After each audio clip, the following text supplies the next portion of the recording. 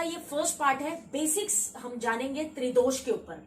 त्रिदोष यानी हम सभी लोग जानते हैं त्रि मतलब तीन होता है और दोष का अर्थ क्या होता है, जो हमारी बॉडी में पाए जाते हैं। साथियों, त्रिदोष जो है जिसमें वात, कफ और पित्त, जो बेसिक फंडामेंटल्स है आयुर्वेद के, हम सभी लोग जानते हैं कि हर पैथी किसी सिद्धांत पे, किसी प्रिंसिपल पे काम करती है। आयुर्वेद जो है ये काम करती है बेसिकली त्रिदोष के ऊपर। तो त्रिदोष को आज हम थोड़ा सा समझेंगे और बेसिकली जानेंगे कि ये त्रिदोष कैसे काम करता है।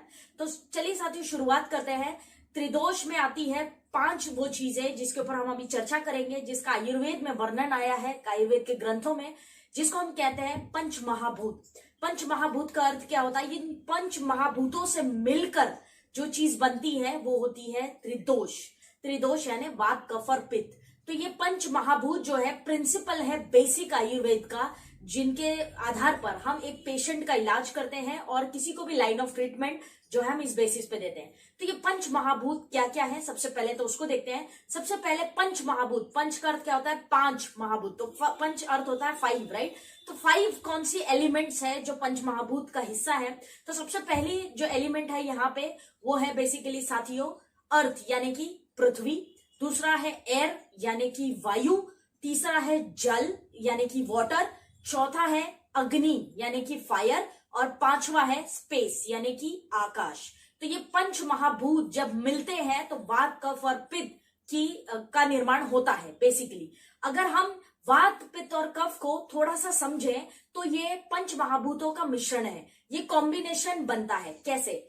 पंच महाभूत में 2 चीजें जो है वात में आती है, 2 पित्त में आती है और 2 कफ में आती है।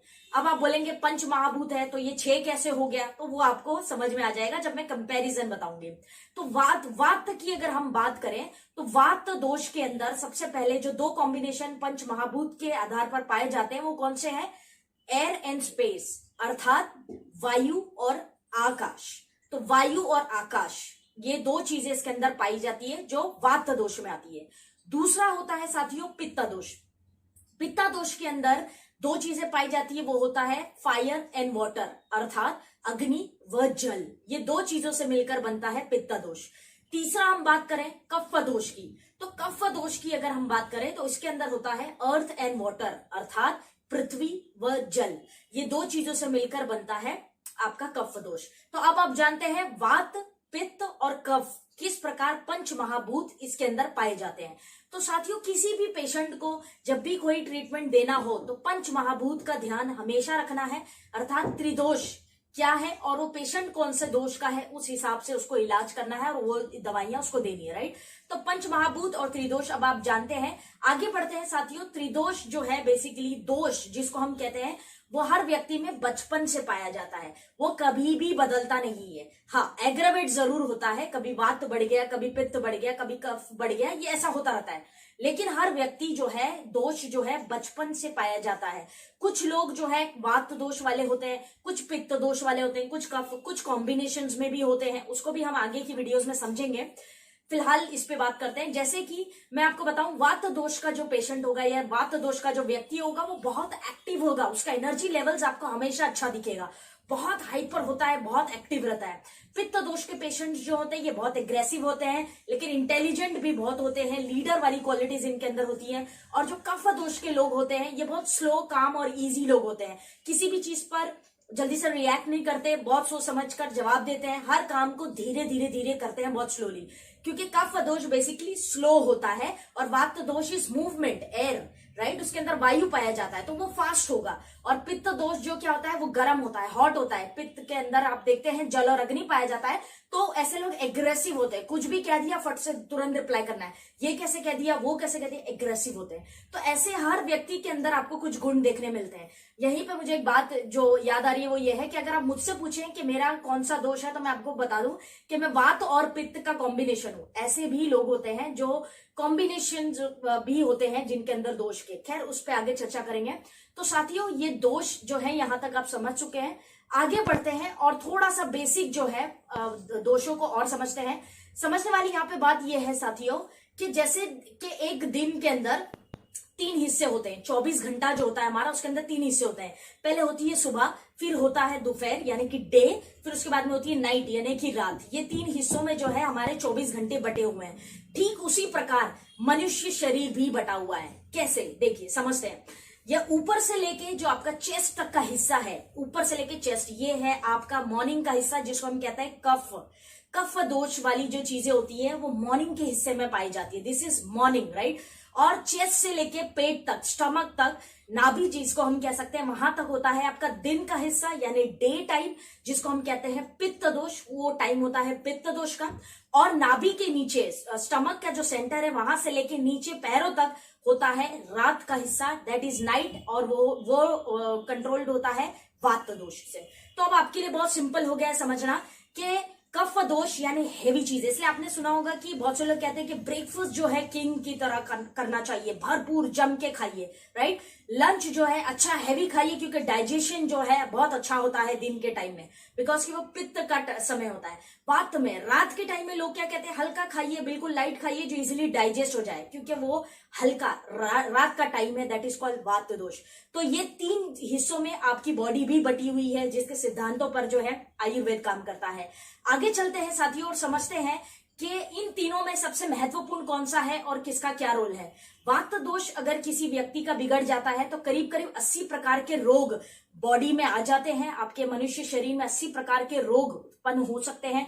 दूसरा जो है पित्त दोष की अगर मैं बात करूं तो करीब करीब 40 से 46 रोग बॉडी में आते हैं जब पित्त दोष आपका गड़बड़ा जाता है। और आखिर में कफ दोष जब आपका गड़बड़ा जाता है तो आपकी बॉडी में करीब करीब 28 रोग आने की संभावनाएं हैं। अर्थात अगर त्रिदोष आपका इम्बैलेंस हो गया तो आपके बॉडी में करीब करीब 148 to 150 डिजीजेस जो है आराम से पैदा हो जाती हैं। अब आप देखते हैं कि हम लोग आज तक क्या कर रहे थे कि जिसको अगर पेट दुख रहा है तो उसको वो दवाई दे दी, जिसको अगर थायराइड है तो थायराइड की दवाई दे दी, मोटापा है तो मोटापा।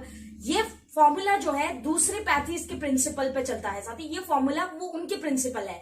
आयुर्वेद का फॉर्मूला ऐसा बिल्कुल नहीं है।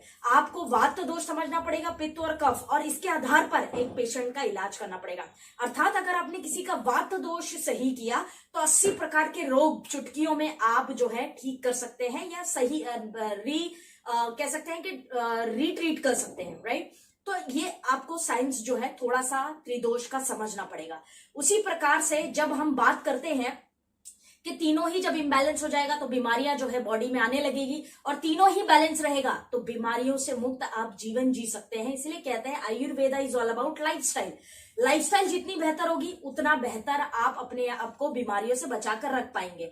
तो सारा जो खेल है वो त्रिदोष का ही है, अर्थात पंच महाभूतों का है, जो अब यहां तक वीडियो देखने के बाद आप समझ चुके। वात दोष क्योंकि नेचर में हल्का होता है, इसके अंदर वायु पाई जाती है, वायु दैट इज एयर, तो ये हल्का होता है। तो वात दोष से होने वाली अधिकतर बीमारियां कैसी होगी जी, हल्की होगी जी, लाइट बीमारियां, जैसे ड्राइनेस हो गया, हड्डियां जो है, हड्डियों की समस्या है, या किसी का वजन घट रहा है, ये सब हल्की बीमारियां हैं जो वात दोष में पाई जाती है। 80 प्रकार के रोग हैं, लेकिन समझने के लिए मैं आपको ये कह रहा हूं कि वायु इसके अंदर पाया जाता है, इसीलिए वात दोष से होने वाली अधिकतर बीमारियां कैसी होती है जी, हल्की होती है, लाइट होती है, राइट। सेकंड जो होता है पित्त दोष, क्योंकि ये गर्म होता है और एग्रेसिव होता है, इसके अंदर अग्नि पाई जाती है, तो इससे बीमारियां कैसी होगी, बर्निंग वाली होगी, ज्यादा जलन होती है, राइट, बर्निंग वाली, जैसे चेस्ट में बर्निंग हो रही है, जलन हो रही है, बाद में मुंह में छाले आते हैं, अल्सर्स होता है, या हेडेक आपका होने लगता है, या आप कह सकते हो हीट बनती है बॉडी में, या मुंह में थ्रोट प्रॉब्लम्स होती है, ये सब क्या है, हीट रिलेटेड बीमारियां हैं। तो ऐसी बीमारियां क्यों होती है जी, जब पित्त दोष इम्बैलेंस होता है। अब तीसरा कफ दोष की बात करो तो क्योंकि इसके अंदर पृथ्वी पाई जाती है, दैट इज कॉल्ड अर्थ, तो बेसिकली इससे होने वाली बीमारियां कैसी होगी, ऑलवेज हेवी होगी। हेवी का मतलब क्या होता है, ओबेसिटी यानी मोटापा, थायराइड, ये सारी हैवी बीमारियां हैं। आपको हैवी प्रॉब्लम्स होंगी। सर्दी जुकाम कैसा लगता है, भारी लगता है सर, जब सर्दी जुकाम होती है तो कैसा लगता है, एकदम भारी है, ब्लॉक हो गया है सब कुछ। तो ये हैवी बीमारियां किससे होगी जी, कफ दोष रिलेटेड होती है। तो अब आप तीनों चीजों को इजीली डिफरेंशिएट कर सकते हैं कि वात दोष से होने वाली बीमारियां हल्की होती है स्वभाव में, दूसरा, अगर पित्त दोष से बीमारी हो रही है तो कैसी होगी? गर्म होगी, क्योंकि उसमें अग्नि पाई जाती है। तीसरा, अगर कफ दोष से बीमारी होगी तो वह हैवी होगी। क्यों हैवी होगी? क्योंकि कफ दोष हैवी होता है, राइट। तो इन 3 प्रकार से जो है आप डिजीजेस को पढ़ सकते हैं, समझ सकते हैं। साथियों, आज के इस वीडियो में हम बेसिक्स पे ही